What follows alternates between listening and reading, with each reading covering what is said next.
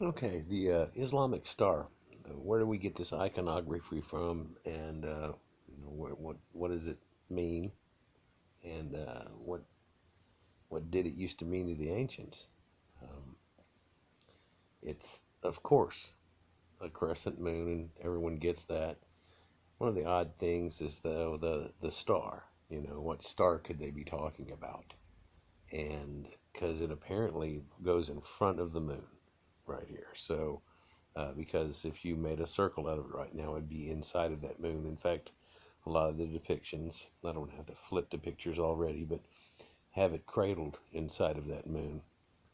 And so if it's cradled inside that moon, that doesn't make sense, because well, there was stories of the God that stepped in front of the Almighty God, and you wonder if it relates to whenever someone is in power and then someone else who is a representative of another celestial deity steps in front of them, and then it's captured like a photograph as opposed to being something that's reality.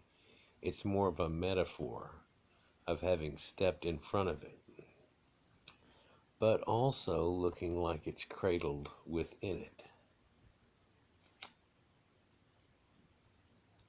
That's a strange thing. It's kind of leading what I just said there too, but this crescent moon also is very much depicted in Egypt and Sumeria, Acadia, everywhere, as the horns of a bull, and that the star comes and rests inside that horns of the bull. Now, that can be the sun, and that can be the moon. It could be other things. But what is this? This star that can step in front of and do things? Well, it goes back, believe it or not, to like Loki and the god that played peekaboo and that was very mischievous. And that relates actually, whenever you figure it out, to Venus and how she would peekaboo right at before dawn and then disappear, and then peekaboo right before dusk and disappear. And there was a weird cycle, and it took about a year and a half to go through it. And during that time, it would actually make a star that looks just like that pentagram star that's cradled within that moon. And the real correlation here is probably that the moon god's sin, Nanar's sin, kind of, if you want to grasp that time, this was the time of Conan the Barbarian, way, way back, right? That was kind of made to be around that exact epoch of time. Conan the Barbarian was around the time of Nanar's sin, and Nanar Sin was the moon god. And you see where in the Bible it said that sin entered the world, and you wonder what sin is and how did they get this name for what's the wrong thing to do. Well, there's a lot of wrong things in the Bible, isn't there? And it piles up, and then I guess Jesus takes a lot of it away. Jews don't believe it yet, so somehow I guess they're still burning calves to death all the time, but I really doubt it. So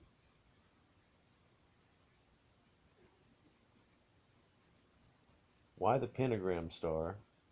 And it's usually, I mean, you never see that. Sometimes you'll see the Jewish star put right there too, which shows you another connection that they don't want to admit because they've been in a feud for about three and a half thousand years with each other. A feud caused by El's son Baal, um, El, the Canaanite god Saturn, and his son Baal, and he had a son and a daughter. His daughter was Anat, and and Anat is also seen in Egypt as being the warrior goddess. And in the Roman pantheon, it's looked at as being Venus, who is Aphrodite, who was the goddess of love, but through shit that happened in vengeance became the goddess of war, and stepped up and stepped in front of a little bit, but cradled within the moon god's sin. For Venus was Diana, and Diana is Inanna in Ishtar in ancient Babylonian beliefs, and that everyone knows that has studied this at all is Venus again. And Inanna Ishtar was known to have had a love cult. And whenever a avenging army came in and said that it wasn't right with God and tried to kill them all off, that she turned into a warrior goddess and avenged herself, and there's your warrior goddess, and had turned on the other people. Of course, history's written by the victors and stuff, and so the people in the Bible and everything look back and they tell you that this is the whore of Babylon. This sounds familiar, right? And all of the Persian belief that really comes all the way through India and the area between Samaria and India. And you see, India is the only people that really ever, thank God, out of all of, thank the gods, as my daughter used to say whenever she was into Percy Jackson. Anyhow, Inanna would have sex sacrifices and sexual rites and things like that that they didn't deem right with the seasons of life, and they didn't think that it was correct to have had. And you wonder what all that has to do with everything, you know? And it goes back to a weird effect where women's periods almost mimic the moon's cycle. In fact, it's called a cycle. And the ancient word for cycle was the moon's pivot of crescents, right? And so women, whenever they get together and stay for a long period of time, can actually coincide their menstrual cycles. It's something that women know and men may not know. So, ta-da! Women, when they get together, their menstrual cycles seem to start coinciding with each other, and it seems to almost happen magically. And no one understands why, but it seems to have been for fertility back in the day, so that there wouldn't be competition at the same time as you. And so women were somehow able to hormonally, through their jealousy and the way that they act, to twist their periods somehow and get them lined up with other women, so they were on their period at the same time as the other was, so the guy that wasn't screwing them wasn't screwing that other girl too. Okay, just to be kind of straightforward about it. But anyhow, and then they had a cult thing too, that what the idea um, was that they would have sex rites around the holidays and stuff and try to have children, and that those children, that would be kind of sacred and things like that. And of course, at one time, the God of the Bible says, "Go forth and multiply." And this is an exact key point where you can tell that a different God comes over everyone, and or at least the Hebrew, and reflected on the population here. Because the population starts getting out of hand due to the resources of what's going on, and due to small local floods and things, not the giant one that had happened before or in between, um, ends up being um, a stretch on the resources of humanity and causing problems and great strife. And during this time, there was great droughts and stuff that started to happen that weren't normal, at all in any way, shape, or form. And the people had just come out of hunter gatherers, and so it's an odd place and position that it put them in. And anyhow, Venus, whenever it comes up and makes its little peekaboo and goes back down, it does it in little angles. And very much like a spirograph, whenever you were a kid, it actually comes up and does the thing where it goes up and then down and then over and then down and then up and then down and then over. And I make a perfect star whenever I do that. And it's like a pendulating, slow spirograph that's going around while it does this. And they figured it out. Of course, we know this is a sign of devil worshiping and stuff, because why? Well, all of those were bad pagan things that weren't really real God, and stuff like the Canaanite gods and all that. They weren't real gods, right? Canaanites weren't real gods, and all the Ammonites and all those Amorites and Edomites and the Hittites, just every one of them was all idol worshiping idiots. But the Hebrews had found, by wandering around in the desert for 40 years, had found the right one, or that he actually found them, and acts like nobody was with him at all, and he just somehow found these lonely desert people. There's a lot to that, and if you look at some of my other videos, I can reveal how this comes out to be more. But anyhow, Venus, let's see if I can pull out of this and just show you some of the possibilities and pictures that you get out of this and this crescent. Well, there used to be an old adage that went along with the moon cycles that would break into crescents, and much like this picture here. Let's just check that out for a minute. There's a real moonrise. There we go. And so it'd break into crescents like this. Now, of course, you have one coming and one going, so there's two of these crescents, and when people counted by crescents, there's two for a year. So you wonder how they have these elongated people living 999 years in the Bible, and it's because they weren't counting by a year. They were dividing by 13, which is every moon cycle. And there's your Bible numbers, which puts it way more into real perspective. Or even longer numbers, 2 moons come in each one of the cycles. And so there would have been some, 26-ish, 25, 26 in each year. And so, because you count the one before and the one after. But when the star plays peekaboo of Venus, and then it came up on the other side, primordial people didn't actually know that was 2 separate stars for a long time, and had figured it out much later. But the Sumerians knew it because the ancients had told them. There's a lot to this astronomy that just keeps, to this day, keep coming out as the Sumerians seem to knew this crap. Now they finally deciphered this one round tablet that everybody has said has been weird shit, and I believe Sitchin said it was a way to get to Earth. And another guy was saying, here's where the Nibiru comes across and all this type of stuff. And if you look back at one of mine, I said, no, it's got a bunch of math and stuff and things. And I tried to decipher it, and I didn't get what either one of them said out of it. But what I did get is geometrical angles. And I said, there's lines and there's angles coming in here. And this talks about the difference between each one, but I don't, what's going on. And I don't know if that's like it coming over and it's going out, and that's the angle of it. That's what I thought it was. So I said that.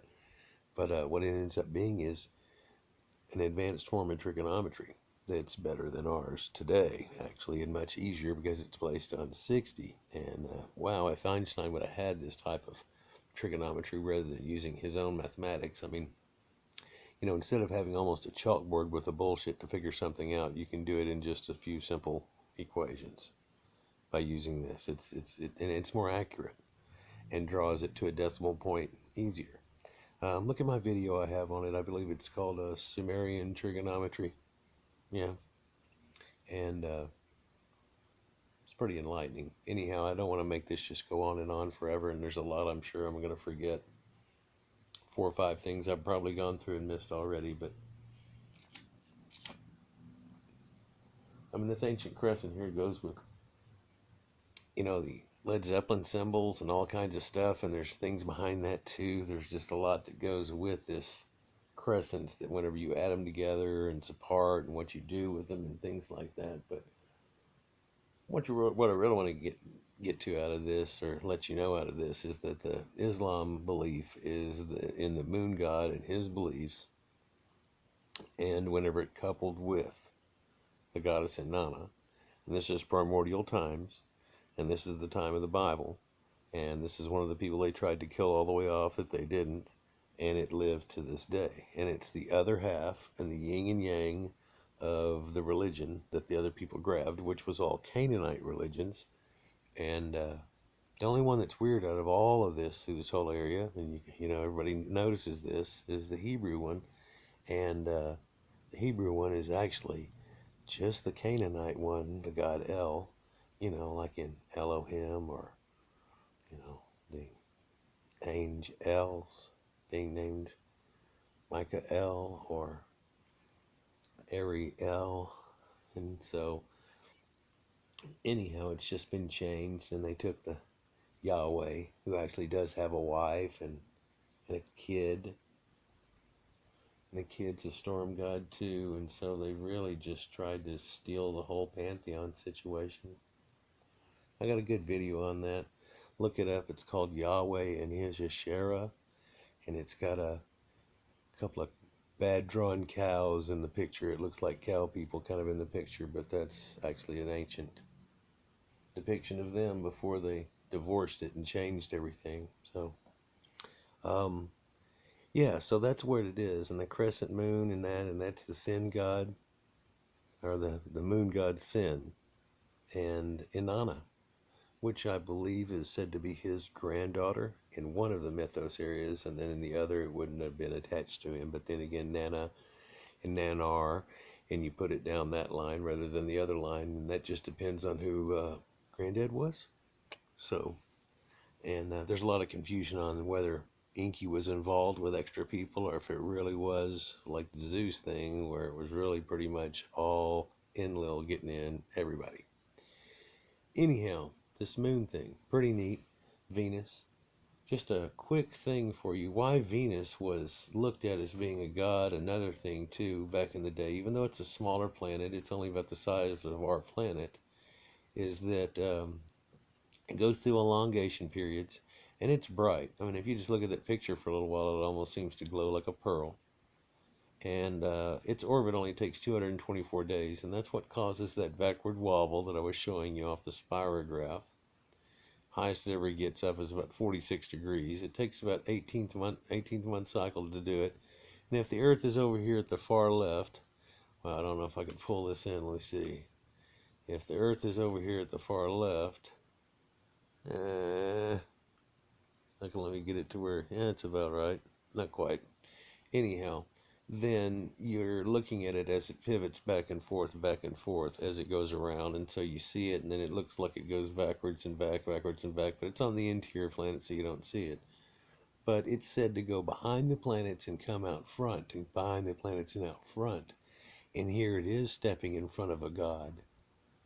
And here it is walking in front of the sun, which at one time Shamash, the sun god, was all powerful, and the Edomites worship Shamash, the sun god, and it's in the same area, which also embraced this same goddess of the world, Ashtera, Astaroth, Inanna, Easter, herself, the queen of heaven. So,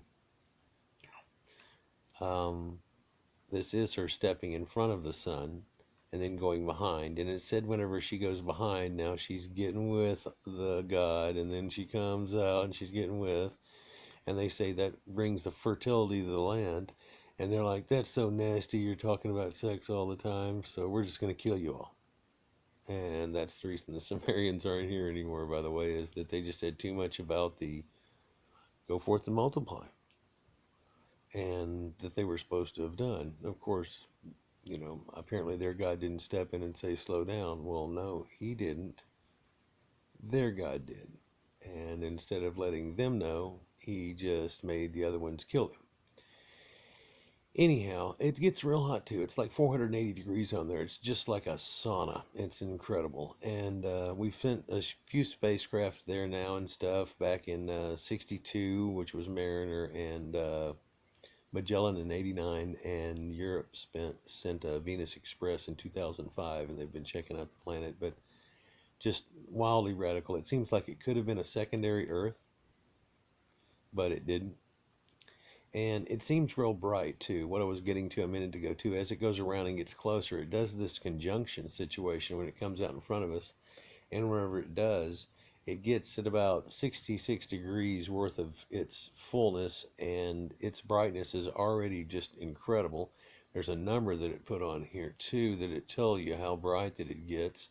Of course, it's just written in their little numbers and everything, but it gets real bright. It's the brightest star in the sky other than the moon and the sun, which don't count.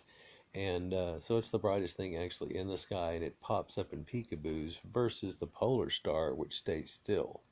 And if you aim at the polar star and you were to aim at Venus and put it on a spirograph and then spin it around, you end up getting a perfect pentagram, by the way. And yeah, they say it gets to a brightness of 4.2 magnitude, surpassing any other star or planet by 2.5 times as bright. 2.5 magnitudes as bright. So, um, incredible. Venus. And that's where it actually comes from, is Venus and Moon, and the moon god Sin, and Inanna, Ishtar. Check out the other videos on it, and enjoy.